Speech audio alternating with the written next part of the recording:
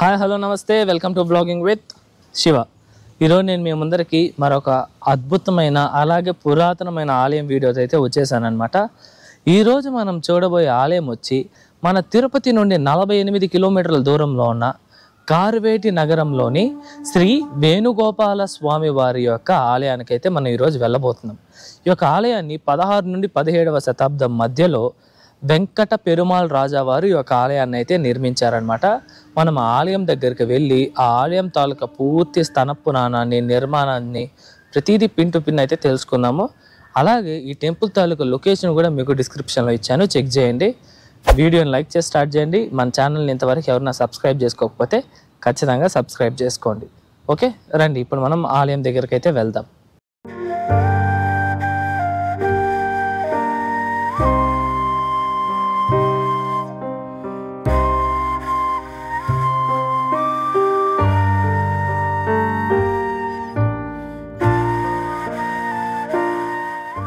మనం మొత్తానికి వేణుగోపాల స్వామి వారి ఆలయం దగ్గరికి అయితే వచ్చేసామండి. మనం ఆలయం లోపలికి వెళ్ళి ఆలయం యొక్క పూర్తి స్థల పురాణం, నిర్మాణం అంతా తెలుసుకునే ముందు ఈ ఆలయం తాలూకా టైమింగ్స్ అయితే తెలుసుకుందాము. ఈ ఆలయం తాలూకా టైమింగ్స్ విషయానికి వస్తే ఈ ఆలయం ప్రతిరోజు ఉదయం 6 నుండి మధ్యాహ్నం 12 గంటల వరకు అయితే ఉంటుంది. తిరిగి 4 నుండి రాత్రి 8 వరకు ఈ ఆలయం మనకు అందుబాటులో అయితే ఉంటుంది. రండి ఇప్పుడు మనం ఆలయం లోపలికి వెళ్ళి పూర్తి స్థల పురాణాన్ని అయితే తెలుసుకుందాం.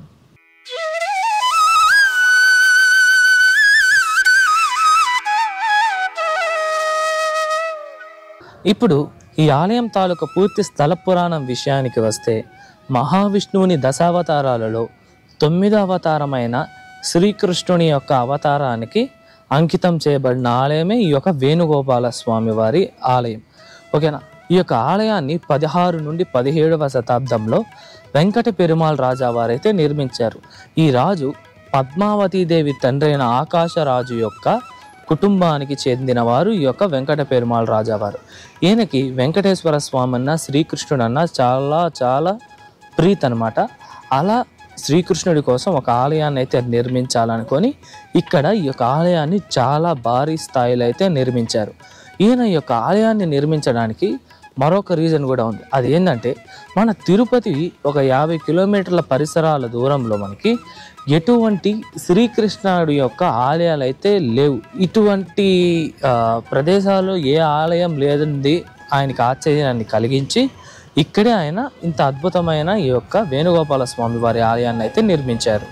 ఈ ఆలయంలో మనకి శ్రీకృష్ణుడు రుక్మిణి సత్యభామ సమేతంగా అయితే దర్శనం అయితే ఇస్తారు. మనకి స్వామివారైతే చాలా చాలా అద్భుతంగా నయన మనోహరంగా ఉంటుంది స్వామివారి యొక్క విగ్రహం. ఈ యొక్క విగ్రహం వెనకాల కూడా ఒక చిన్న కథ ఉంది.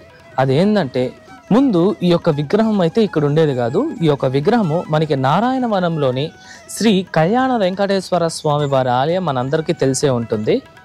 అక్కడ ఉన్న స్వామివారి యొక్క విగ్రహాన్ని ఈ ఆలయాన్ని నిర్మించిన ఒక వెంకట పెరుమాళ్ రాజావారు ఆ విగ్రహాన్ని అక్కడి నుండి తీసుకొని వచ్చి ఈ యొక్క ఆలయంలో అయితే ప్రతిష్ఠించారు. ఈ ఆలయం గర్భాలయంలోనే మనకి రుక్మిణి సత్యభామతో ఉన్న శ్రీకృష్ణుడి యొక్క విగ్రహంతో పాటు మనకి కుడి పక్కనే మనకి 12 మంది ఆళ్వార్ల యొక్క విగ్రహాలు కూడా ఉంటాయి. చాలా చాలా బాగుంటుంది. అలాగే ఈ యొక్క ఆలయంలో ఒక చిన్న కృష్ణుడి చిలిపితనాన్ని గుర్తు చేసే ఒక విషయం ఉంది. ఈ ఆలయంలో ఆయన యొక్క పాదాల దగ్గరే వెన్ననైతే పెడతారనమాట. అలాగే స్వామివారిని దర్శించి మీరు బయటికి రాగానే మీకు ఎడం పక్కన కొంచెం దూరం ముందరకు వెళ్ళంగానే మనకి ఏకశిలపై చెక్కబడి ఉన్న రామచంద్రుడు అలాగే లక్ష్మణుడు, సీతాదేవి అయితే మనకు కనిపిస్తారు. చాలా చాలా అద్భుతంగా ఉంటుందండి ఈ యొక్క రాముల వారి యొక్క ఆలయము.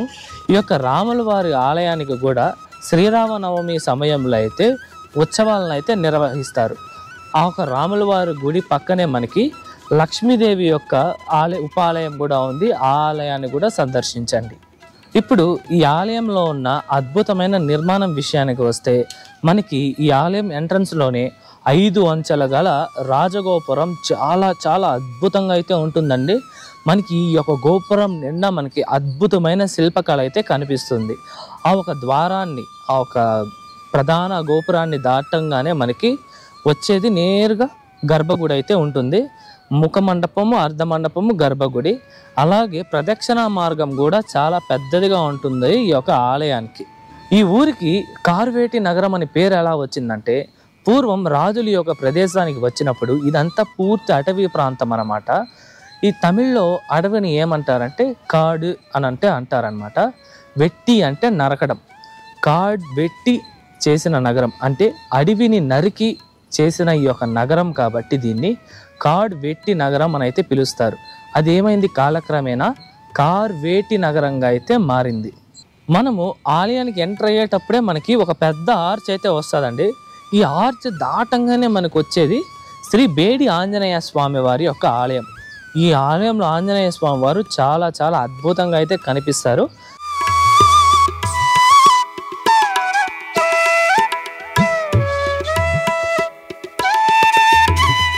స్వామివారి ఎదురుగానే మనకి ఒక ఏకశిలపై చెక్కబడి ఉన్న ఒక పెద్ద రాతి స్తంభం అయితే కనిపిస్తుంది. ఈ యొక్క రాతి స్తంభం మీద మనం చూడగలిగే ఒక అరుదైన చిత్రం ఏంటంటే, ఆ యొక్క రాతి స్తంభం ముందు భాగంలో మనకి గరుత్మంతుడు కనిపిస్తే, వెనక భాగంలో మనకి ఆంజనేయ స్వామి వారు అయితే కనిపిస్తారు. చాలా చాలా అద్భుతంగా ఉంటుందండి ఈ యొక్క ఏకశిలపై చెక్కబడి ఉన్న ఈ యొక్క స్తంభము. మీరు స్వామివారిని కూడా చూడొచ్చు, ఎంత అద్భుతంగా అయితే ఉన్నారు. ఈ ఆలయంలో మనకి ప్రతి సంవత్సరం అయితే బ్రహ్మోత్సవాలను అయితే నిర్వహిస్తారు. ఈ యొక్క బ్రహ్మోత్సవాలు మనకి ప్రతి సంవత్సరం మే 29వ తేదీ నుండి జూన్ 6వ తేదీ వరకు అయితే జరుగుతుంది. మేము వెళ్ళే టైంకి కూడా బ్రహ్మోత్సవాలు అయితే జరుగుతున్నాయి. ఈరోజు అయితే మోహిని అవతారంలో అయితే స్వామివారు అయితే మనకి దర్శనం ఇచ్చారనమాట.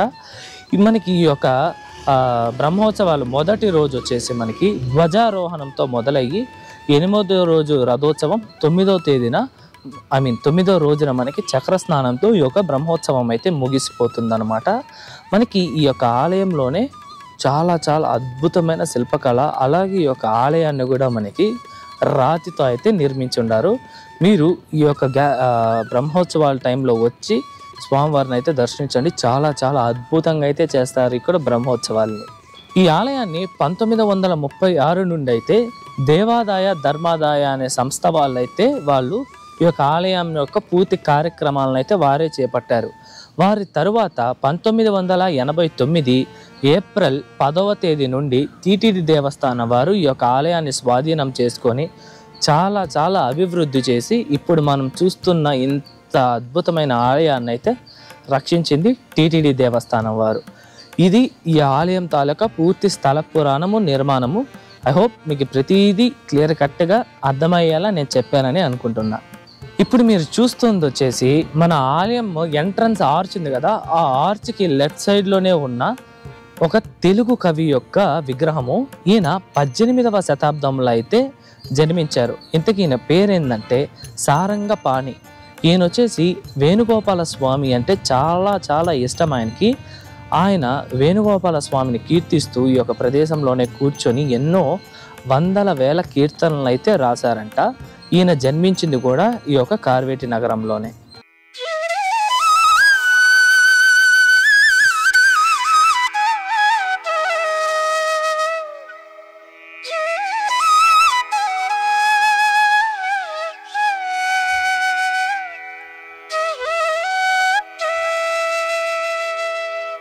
మనకి వేణుగోపాల స్వామి వారి ఆలయం నుండి 1.5 కిలోమీటర్ దూరంలో మనకి శ్రీ బంగారమ్మ తల్లి వారి యొక్క ఆలయం అయితే ఉంటుంది. చాలా అద్భుతంగా అయితే ఉంటుందండి ఆలయము.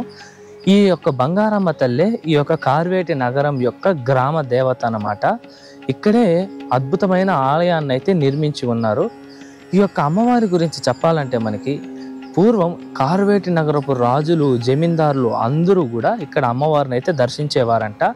అలాగే రాజులు యుద్ధానికి కానీ ఏదన్నా పని మీద విజయం సాధించాలనుకున్నప్పుడు వాళ్ళు ఇక్కడికి వచ్చి బంగారమ్మని అయితే దర్శించుకొని ఆ ఒక పనికి అయితే వెళ్తారంట. అలా వెళ్తేనే వాళ్ళకి విజయం లభిస్తుందనేసి వాళ్ళ యొక్క నమ్మకం. అదే సాంప్రదాయం ఇప్పటికి కూడా ఏదైనా కొత్త వస్తువు కొనాలన్నా, ఏదైనా ఇల్లులు కొనాలన్నా, ఏం చేయాలన్నా మొదట ఇక్కడ అమ్మవారిని ఈ గ్రామస్తులు దర్శించిన తర్వాతే ఆ పని చేస్తారంట. అప్పుడైతేనే వాళ్ళకి విజయం లభిస్తుందని వాళ్ళ యొక్క నమ్మకము. ఈ యొక్క ఆలయాన్ని కూడా గత 4-5 సంవత్సరాలప్పుడే ఆ బిల్డింగ్ మొత్తాన్ని కట్టారు. చాలా చాలా అద్భుతంగా అయితే ఉందండి ఆలయము. మనకి ఆలయం ముందరలోనే మనకి పోతురాజు స్వామి వారు అయితే కనిపిస్తారు.